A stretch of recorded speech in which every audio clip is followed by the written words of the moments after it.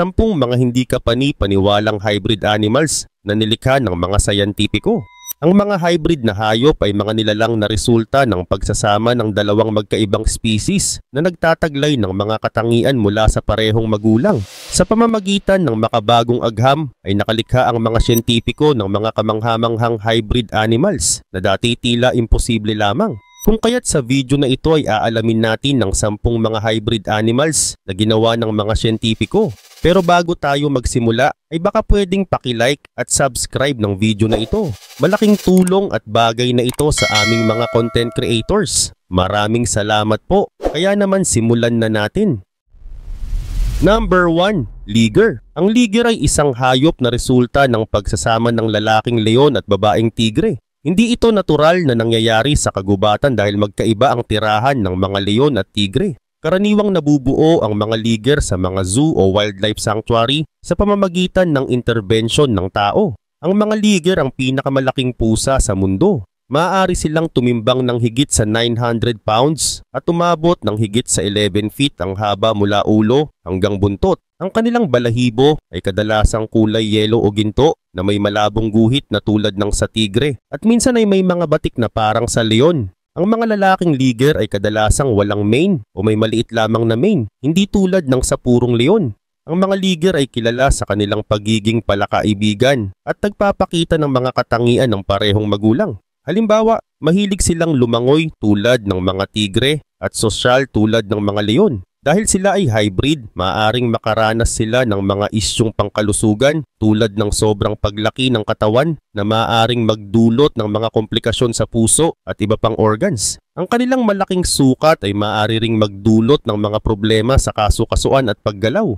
Samantala, karamihan sa mga lalaking liger ay hindi maaaring magkaanak. Sa kabilang banda, ang ilang babaeng liger ay maaaring magkaanak kapag pinagsama sa alinman sa leon o tigre. Ang ganitong uri ng pagpaparami ay nagre-resulta sa mga tinatawag na liliger o T-liger. Maliban dito, ang paglikha ng mga liger ay nagdudulot ng mga ethical issues. Maraming eksperto ang naniniwala na ang sadyang pagpaparami ng mga hybrid na ito ay hindi makatarungan dahil sa mga potential health issues at ang kawalan ng ecological purposes. Gayun din, ang mga liger ay hindi makikita sa wild at walang natural na tirahan, kung kaya't hindi sila bahagi ng conservation ng mga species. Ang mga environmental organization ay madalas na tumututol sa pagpaparami ng mga hybrid animals dahil sa mga alalahanin sa kanilang kapakanan at ang posibilidad na magdulot ito ng maling impormasyon tungkol sa conservation ng mga tunay na species.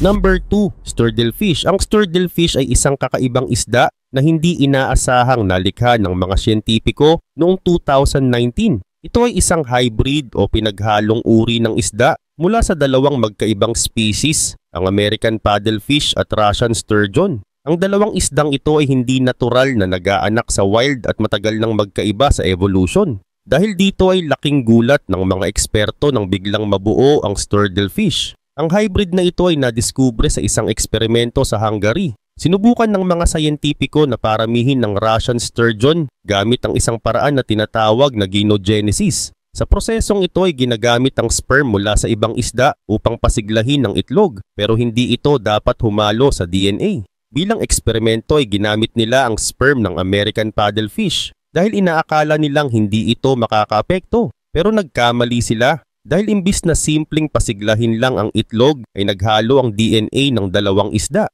Dahil dito ay nabuo ang isang bagong uri ng isda na tinawag nilang sturddlefish. Ang sturddlefish ay may iba't ibang itsura. Ang ilan ay halos pareho ang nakuha sa kanilang magulang, habang ang iba naman ay mas mukhang Russian sturgeon. Mayroon ding pagkakaiba sa kulay at laki, depende sa dami ng DNA mula sa bawat magulang. Dahil hindi natural ang kanilang pagkabuo, hindi sila maaring magparami tulad ng ibang hybrid na hayop. Bagaman naging matagumpay ang eksperimento, ay nagdulot naman ito ng mga tanong. Parehong endangered species ang American paddlefish at Russian sturgeon. Kaya may pangamba na baka maapektuhan ang kanilang populasyon.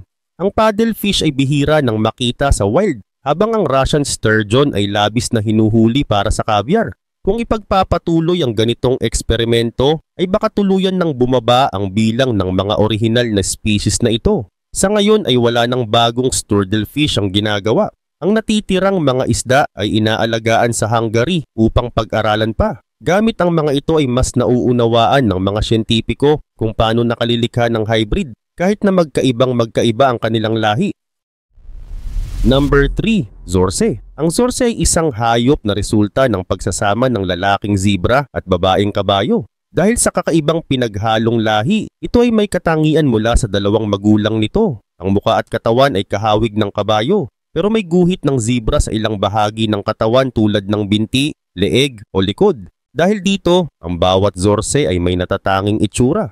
Ang kulay naman nito ay nakadepende sa kabayong naging magulang nito. Kung kulay brown ng kabayo, ang zorse ay magiging brown rin, pero may guhit ng zebra. Mayroon ding itim, puti at gray na kulay depende sa lahi ng kabayo.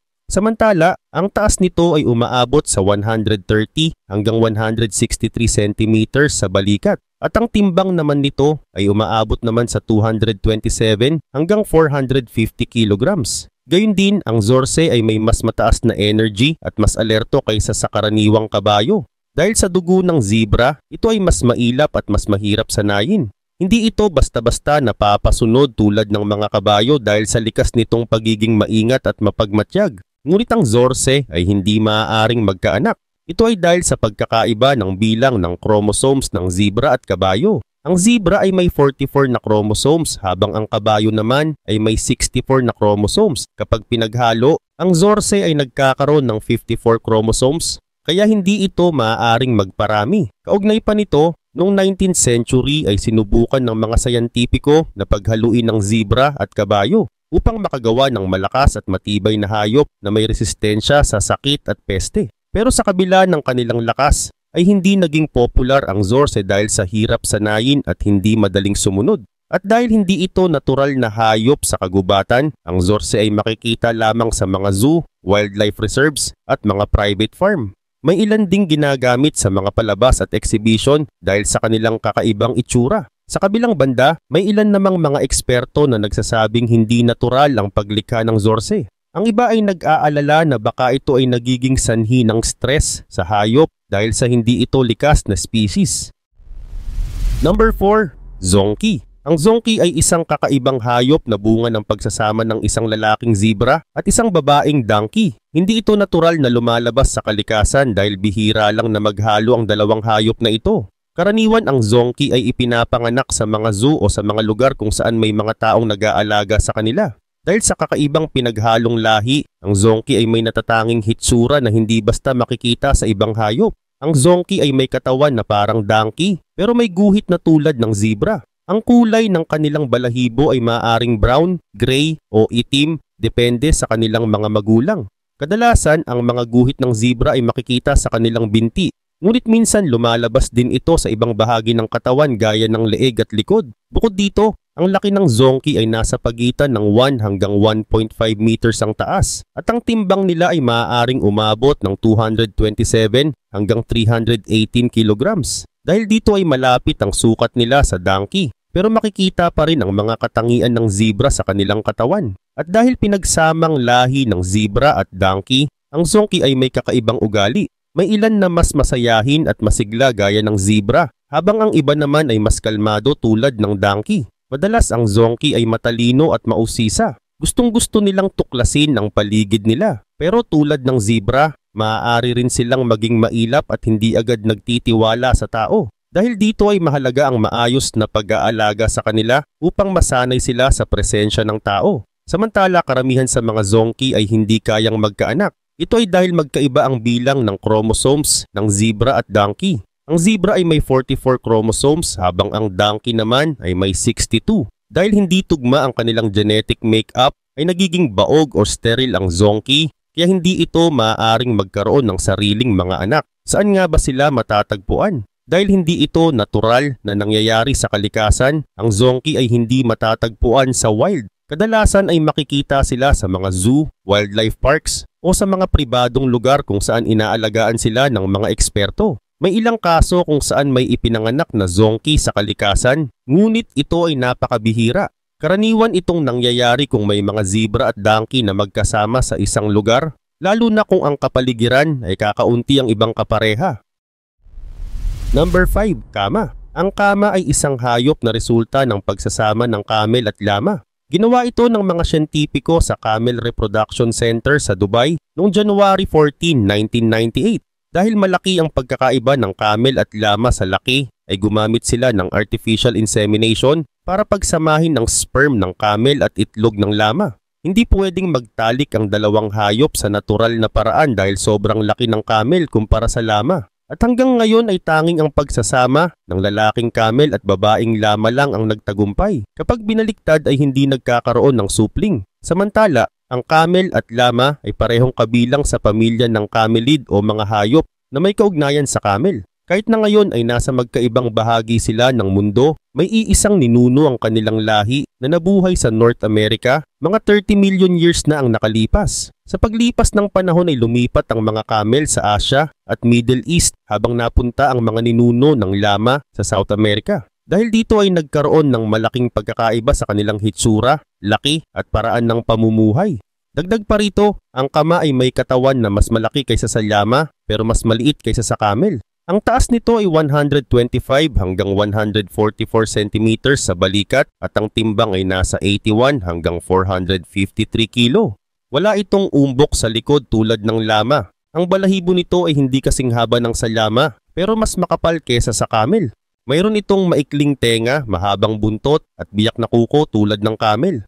Sa pangkalahatan ay hawig ito sa parehong magulang pero may sarili rin itong unique appearance. Gayun din naman, sa simula ay hindi agad naging maamo ang unang kama na ipinanganak. Ang una nilang nalikhang kama na pinangalanang Rama ay madalas sumipa at hindi pala kaibigan. Pero habang lumalaki ito ay naging mas mabait at madaling turuan. Ang pangalawa namang kama na pinangalanang Camila ay ipinanganak noong 2002 at mas mahiyain kumpara kay Rama. Hanggang 2008 ay 5 kama na ang nalikha sa Dubai. Katulad ng camel at llama, ang kama ay herbivore. Ibig sabihin, kumakain ito ng damo, dahon at iba pang halaman. Isa sa magagandang katangian nito ay kaya nitong mag-ipon ng tubig sa katawan, kaya hindi ito madaling mauhaw. Number 6. Dolphin. Ang dolphin ay isang bihirang hayop na combination ng false killer whale at bottlenose dolphin. Kahit ang pangalan nito ay parang pinaghalong whale at dolphin, ay hindi ito isang balyena. Parehong kabilang sa pamilya ng Delphinidae ang dalawang magulang nito.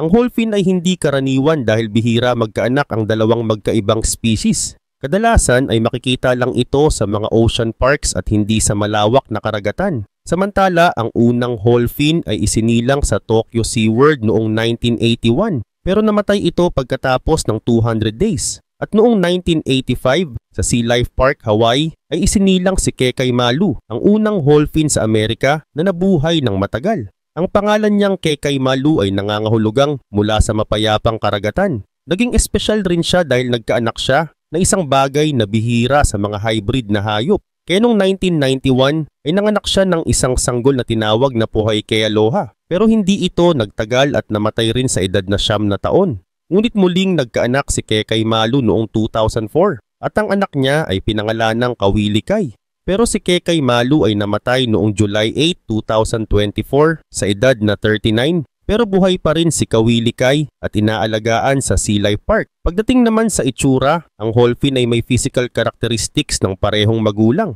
Mas malaki ito kaysa sa bottlenose dolphin pero mas maliit kaysa sa false killer whale. Ang kulay ng balat nito ay dark gray. At hindi kasing itim ng false killer whale at hindi rin kasing light ng bottlenose dolphin. Gayun din naman sa ugali, ang dolphin ay matalino at madaling turuan katulad ng bottlenose dolphin. Mahilig ito sa tao, masayahin at madalas makipaglaro. Sa pangangalaga ng tao ay mabilis itong natututo ng tricks at madaling sumunod sa utos. May ilang ulat ng dolphin na nakita sa ligaw pero bihira itong mangyari. Posibleng hindi agad sila matukoy dahil kakaiba ang kanilang itsura. Bukod pa rito ay may malaking pagkakaiba rin sa tirahan ng kanilang magulang. Ang false killer whale ay mas gusto ang malalim na bahagi ng dagat habang ang bottlenose dolphin ay madalas nasa baybayin o mababaw na tubig. Number 7. Growler bear. Ang growler bear o Peachly bear ay isang bihirang hayop na bunga ng pagsasama ng isang polar bear at isang grizzly bear. Dahil natutunaw ang mga yelo sa Arctic, ay napipilitan ang mga polar bear na lumipat sa mas maiinit na lugar kung saan may mga grizzly bear. Dahil dito ay nagkakasalubong sila at minsan ay nagkakapareha. Samantala, ang itsura ng growler bear ay pinaghalong katangian ng kanyang dalawang magulang. Ang balahibo nito ay hindi kasing puti ng polar bear at hindi rin kasing kayumanggi ng grizzly bear. Sa halip, ang kulay nito ay light brown o medyo cream. Ang katawan nito ay mas payat kaysa sa grizzly bear, ngunit mas malaki kaysa sa polar bear. Ang mga kuko naman nito ay mas mahaba kaysa sa polar bear, ngunit mas maikli kaysa sa grizzly bear.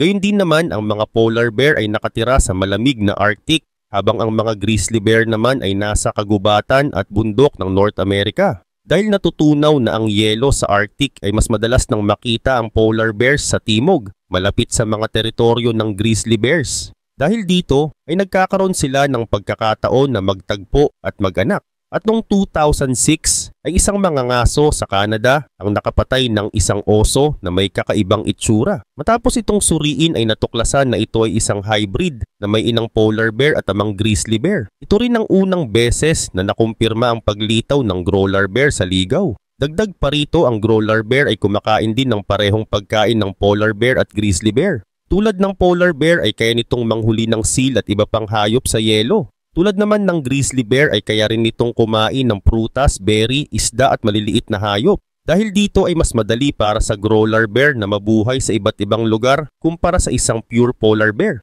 Sa katunayan, ang ibang hybrid na hayop tulad ng mule ay hindi na maaaring magkaanak. Pero ang growler bear ay iba dahil napatunayan na may kakayahan itong manganak ng sarili nitong supling. Dahil dito ay posible na mas dumami pa ang ganitong klase ng oso sa hinaharap.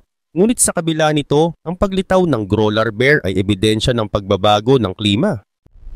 Number 8. Leopon. Ang leopon ay isang kakaibang hayop na resulta ng pagsasama ng isang lalaking leopard at isang babaeng leon. Dahil magkaibang uri ang kanilang mga magulang, ay bihira lang itong makita sa kalikasan. Kadalasan, ang mga leopon ay nililikha sa mga zoo o sa mga lugar kung saan may pag-aaral tungkol sa mga hayop. Samantala, ang katawan ng leopon ay may batik tulad ng leopard. Ngunit ang laki nito ay nasa pagitan ng isang leon at leopard. Ang ulo nito ay mukhang leon pero ang balat at katawan ay katulad ng leopard. Ang mga lalaking leopon ay may manipis na mane pero hindi ito kasing haba ng sa leon. Ang kanilang buntot ay may palong tulad din ng sa leon. Kaugnay pa nito ang unang leopon na naitala ay noong 1910 sa India. May mga ulat din ng leopon sa Japan, Germany at Italy. Ang pinakamatagal na nabuhay na leopon ay nasa Japan, sa isang zoo sa Nishinomiya City. Nabuhay ito ng mahigit 20 taon na mas mahaba kaysa sa karaniwang edad ng leopard o leon. Gayun din naman ang leopon ay nagpapakita ng mga katangian ng parehong leon at leopard. Mahilig din itong umakyat sa puno tulad ng leopard. Bukod dito, hindi tulad ng karamihan sa mga leon, ang leopon ay mahilig sa tubig. Ang tunog ng kanilang ungol ay kakaiba rin, na parang pinaghalo ng leon at leopard. At dahil galing sila sa dalawang magkaibang hayop, ang mga leopon ay hindi madaling likhain sa kalikasan. Sa wild environment ay hindi normal na magkasama ang leon at leopard, kaya bihira silang magparami. Kaya karamihan ng mga leopon ay bunga ng sadyang pagpaparami sa zoo o sa ilalim ng pag-aaral ng mga scientist. Number 9. Coy wolf. Ang coy wolf ay isang hayop na resulta ng natural combination ng coyote at eastern wolf. Sa paglipas ng panahon ay naghalo ang mga genes ng dalawang hayop dahil sa pagkawala ng tirahan ng mga lobo at pangangaso sa kanila. Dahil kakaunti na ang mga pure wolf, ay napilitan silang makipaghalo sa mga coyote upang magpatuloy ang kanilang lahi. Dahil dito ay nabuo ang coy wolf na may kakaibang katangian at kakayahang mabuhay sa iba't ibang lugar. Samantala, mas malaki ang coy wolf kaysa sa isang coyote pero mas maliit ito kaysa sa isang pure wolf.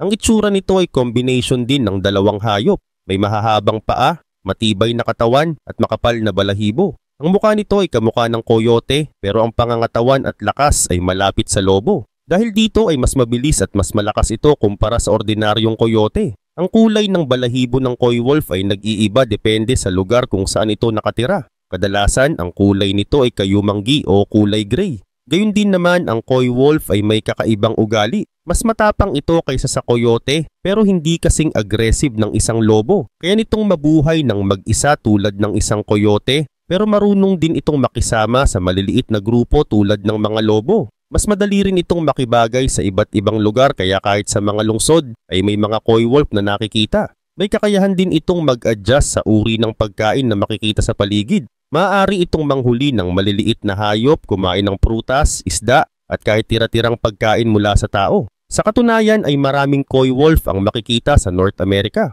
lalo na sa Canada at United States. Ang pinakamaraming populasyon nito ay sa mga kagubatan ng Ontario, Quebec at Atlantic Canada. Sa United States naman ay madalas silang makita sa New England, Midwest at East Coast. Dahil mas madaling makahanap ng pagkain sa mga lugar na may tao, ay dumami rin sila sa ilang lungsod tulad ng Toronto, New York City at Boston. Marami ang nagulat na kahit sa urban areas ay nagawang mabuhay ng coy wolf. Dagdag pa rito ay mas mahusay manghuli ng pagkain ng coy wolf kumpara sa pure coyote. Mas malakas ang panga nito kaya kaya nitong pumatay ng mas malalaking hayop tulad ng usa. Hindi tulad ng coyote na kadalasang nangangaso ng maliliit na hayop, ang coy wolf ay kayang kumain ng mas malalaking hayop. Dahil dito ay mas mataas ang tsansa nilang mabuhay sa wild.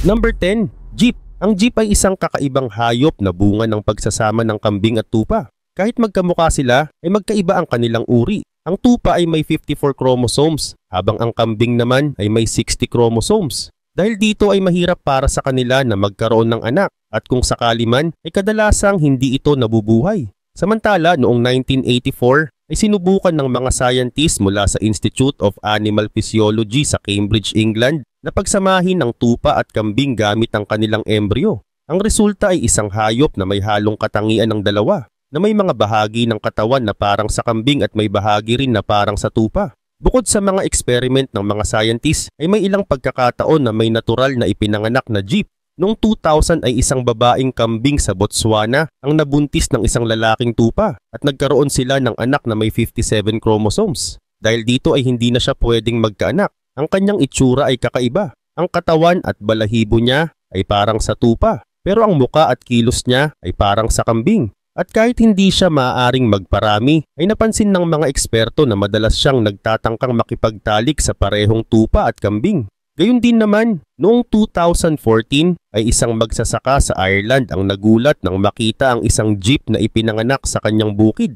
Ang batang hayop ay mabilis tumakbo tulad ng kambing at may sungay rin, pero ang katawan niya ay parang sa tupa. Dahil sa kanyang kakaibang hitsura ay mabilis siyang sumikat at napansin sa iba't ibang balita. Karagdagan pa dito, ang isa pang kilalang kaso ng jeep ay si Butterfly, na isang hybrid na isinilang noong July 2014 sa isang petting zoo sa Arizona, USA. Ang katawan ni Butterfly ay natatakpan ng makapal na balahibo tulad ng sa tupa, pero ang muka at mga paa niya ay katulad ng sa kambing.